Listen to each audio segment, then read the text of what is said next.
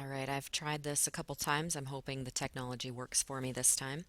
We're going to read a poem called The Seven Ages of Man by William Shakespeare. Along with this poem, we'll go over some notes regarding dramatic monologue, meter, analyzing ideas. The picture you see here is a painting that goes along with the poem, and there is a question on your reader writer notebook that asks you to look at this painting. So it is in your packet in black and white, but I wanted to put it on here in color too, just because it looks nicer in color.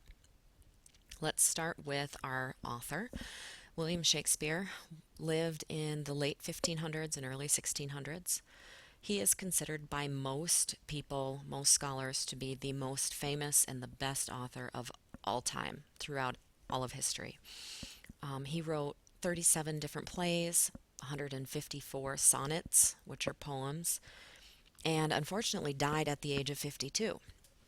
Now, if you're ever playing Trivial Pursuit, you can also know that Shakespeare happened to die on his birthday. Poor guy. Um, the poem we're going to read here, The Seven Ages of Man, is a dramatic monologue from a play he wrote about halfway through his career called As You Like It. Jacques, who is the speaker here, describes people as actors on a stage and life being that stage. Now, these people go through what he considers seven major periods or ages throughout their lifetime.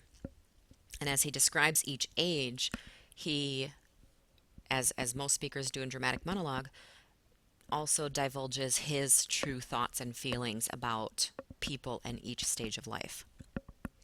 So here is the poem that we're going to read. 28 lines long.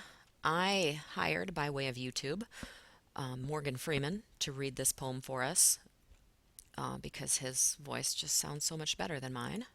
Here we go. All the world's a stage, and all the men and women merely players. They have their exits and their entrances, and one man in his time plays many parts, his acts being seven ages. At first the infant, mewling and puking in the nurse's arms. Then the whining schoolboy with his satchel and morning shining face, creeping like snail unwillingly to school. Then the lover, sighing like furnace with a woeful ballad made to his mistress's eyebrow. Then a soldier, full of strange oaths, bearded like the pard, jealous in honor, sudden and quick in quarrel, seeking the bubble reputation even in the cannon's mouth. And then the justice, in fair round belly with good capon lined, with eyes severe and beard of formal cut, full of wise saws and modern instances. And so he plays his part.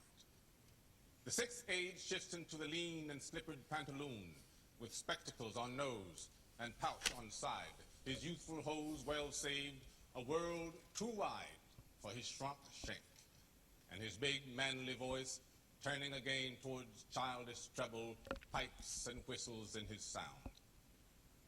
Last scene of all, that ends this strange, eventful history, is second childishness and mere oblivion.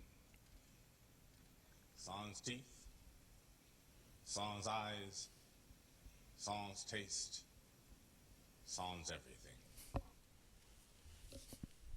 All right, so aren't you glad I hired him instead of reading it myself? I think he did a fabulous job. One of the things that makes Shakespeare really kind of difficult to understand is the fact that his language is 400 years old. He uses a lot of words in this poem that are kind of difficult to understand in today's day and age just because we don't hear them anymore. And so I've gone through and kind of broken the poem in half. There's the first five words that you probably are going, huh? So I'll talk about them here. In line 4 there, mewling and puking in the nurse's arms. Mewling just means crying or whimpering, like a baby would do. And then down in line 10, it says, sighing like a furnace with a woeful ballad. And a woeful ballad here is a sad or sentimental song. And if you keep reading into line 11, you'll notice that the lover here is writing a sad or sentimental song about his girlfriend's eyebrow, which is a little odd, I know, but that's what they did back then. It was, oh, how beautiful is her eyebrow. Um, Later on in line 12, we've got bearded like the pard. And here a pard is a leopard. So, a leopard has just a little beard on his chin, so that's how he's describing the soldier. Um, and in line 14 and 15, seeking the bubble reputation, even in the cannon's mouth. A bubble reputation is just a reputation that disappears as quickly as a bubble popping. So um, maybe somebody's got kind of a bad reputation. We're talking about a soldier here, so maybe he's been kind of lazy and stuff, but now he's going all out to try and make a name for himself, right? But the name that he makes for himself may not last forever. And then the justice in line 16, in fair round belly with good cape and lined, means very simply that his stomach is full of chicken. Okay, so it just means that he eats well. Um, if we then look at the second half of the poem, I've got some more here starting in line 18. We're talking here still about the justice, full of wise saws and modern instances. And these are just saying that this older guy has these old sayings and examples that still seem to fit. So there's the picture here says frog in your throat. That's an old saying. But like you catch more flies with honey than you do with vinegar. Another old saying, but how it translates is that you're more likely to get what you want if you're nice and kind and sweet rather than if you are mean and sour. Scooting down to line 20, we've got the lean and slippered pantaloon. And a pantaloon here is another word for a foolish old man. This foolish old man, this pantaloon, has his youthful hose well saved a world too wide for his shrunk shank, which just means that he kept a hold of things, and one of those things he kept a hold of was the socks that he wore when he was a boy. And unfortunately, now these socks are far too big because his legs are scrawny and they probably fall down a lot. This pantaloon's voice is becoming more like a childish treble, which just means that it's getting more of a higher pitch rather than that deep, manly voice. Okay? And then mere oblivion in line 27 is just a state of complete forgetfulness. Okay, just not really knowing what has happened, what's going to happen, that kind of stuff. And then the very, very last vocab word is repeated 4 times in that last line. Sans teeth, sans eyes, sans taste, sans everything. Now, sans is a French word that means without. So he's saying without teeth, without eyes, without taste, without everything. And what he's trying to say is that this 7th age takes away everything you have, including your teeth, your sight, your taste, and your memory.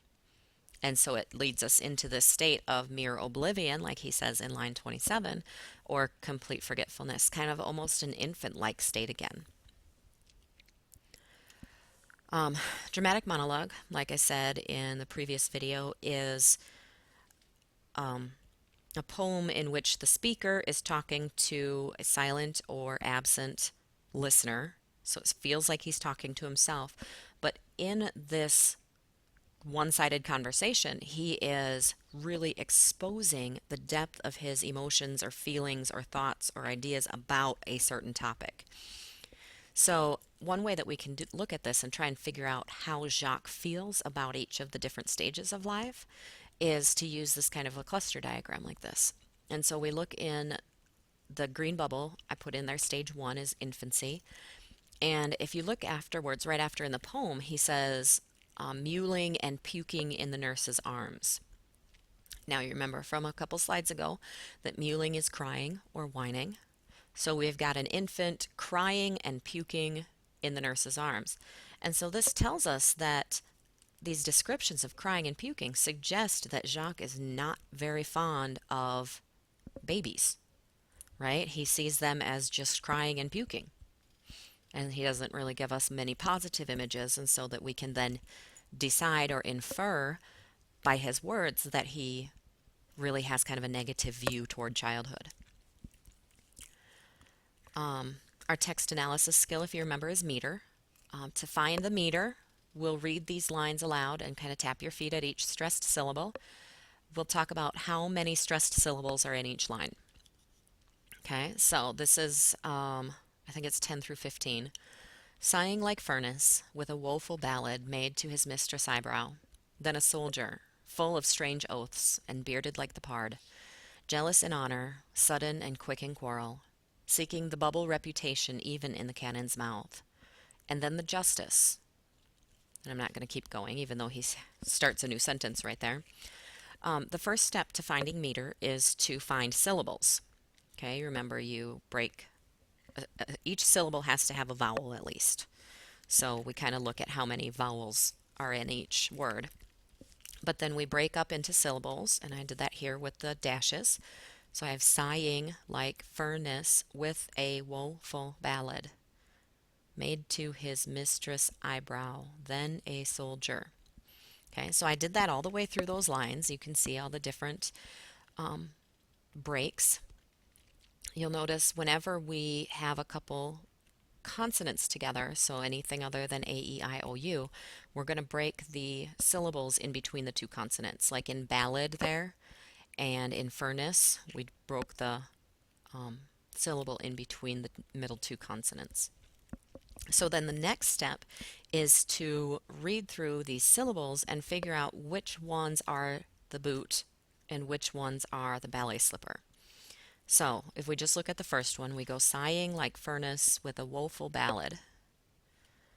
And I kind of think about how I just said that and which ones did I kind of push the air out a little bit more. Sighing like furnace with a woeful ballad.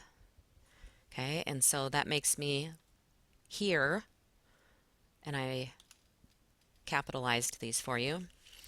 The capital letters here are the stressed syllables. So we have sighing like furnace with a woeful ballad. And you can notice I've got ing, fur, with, full, and lid. Okay, so I've got 1, 2, 3, 4, 5. So 5 stressed syllables in that line. Made to his mistress eyebrow, then a soldier. 1, 2, 3, 4, 5 again. Okay, and you'll notice kind of all the way through here, we've got 5, 5, 5, 5. Ooh, 4, what happened there? Well, if you remember when we read it, we kind of smush this line, I think it's 14 with 15, and seeking the bubble reputation even in the cannon's mouth goes together. And so what Shakespeare did here is instead of having 1, 2, 3, 4, 5, 6, 7 in this one line, he broke it at 4 so that he could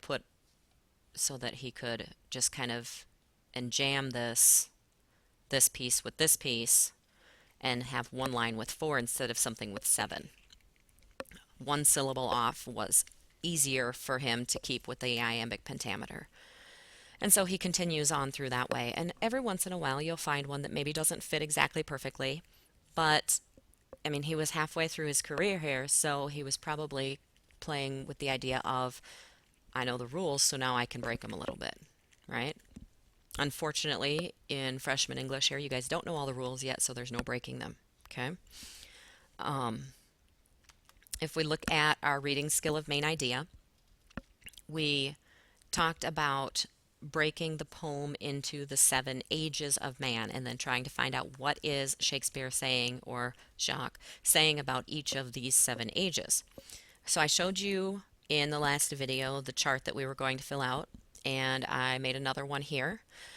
We can use a chart like this to analyze the ideas in poetry, and I filled in some things for you here.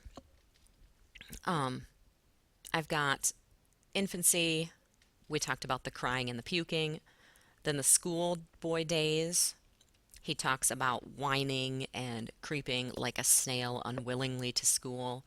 So again, I'm kind of thinking he's not too fond of children in general, this Jacques. Just because these descriptions of the children are very, very much more negative than they are positive. So you can read through the poem and try and fill back in the rest of this chart. Notice as we go that he does use signal words like then, the schoolboy, right? Or first, the infant. And he uses those signal words to help you notice when he's moving from one age to the next. Okay, so work on the chart and come see me if you need any help. Otherwise, we will start on the next poem probably tomorrow. Thanks.